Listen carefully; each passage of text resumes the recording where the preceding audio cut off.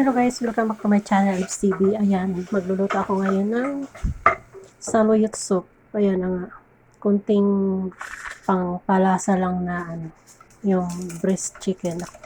Kunti. Ayan, nilagay ko na rin yung ricado nila dito. Yun lang naman ang mga ricado nila dito. Ayan, sasangkot-sako lang siya. Patutuyan yung kunti. Tapos lagyan ng kamatis. And then, palalambutin ko lang yung manok bago ko ilalagay ang saluyot. Pero lang siya ka-easy. Yung saluyot ni blender ko yan. Hininda ko ng saluyot ni blender ko. Nakalimutan ko dyan lagyan ng ginger powder. Naparami ata yung lagay ko. Ayan, nagdali na lang akong upload na video. Bigla ko lang naisipan at wala na akong 2 days na akong walang upload. Yan, ganyan ka lang ka-easy yung saluyot soup. Yung nalagay natin yung kamatis. Grade ko na yung kamatis dito na yung blend. Isang pirasong maliit lang naman. Dahil ang kakain niya na yung amo ko lang lalaki.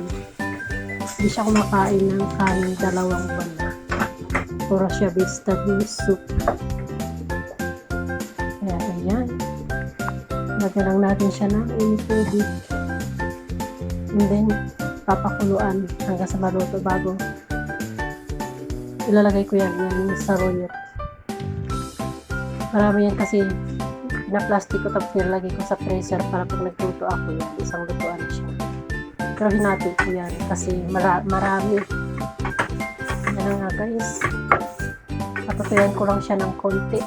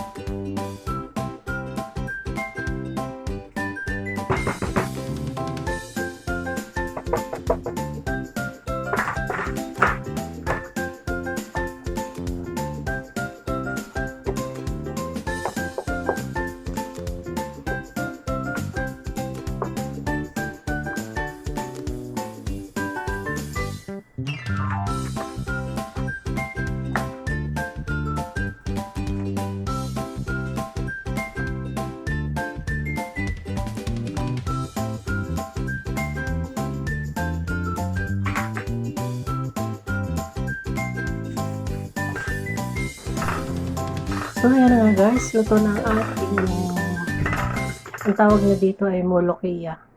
Ang ating saluyot soup, ready to eat na siya. Ayan. Kasandok ako para sa amo kong lalaki. Yan lang ang kakainin niya. Lunch and dinner na niya yan.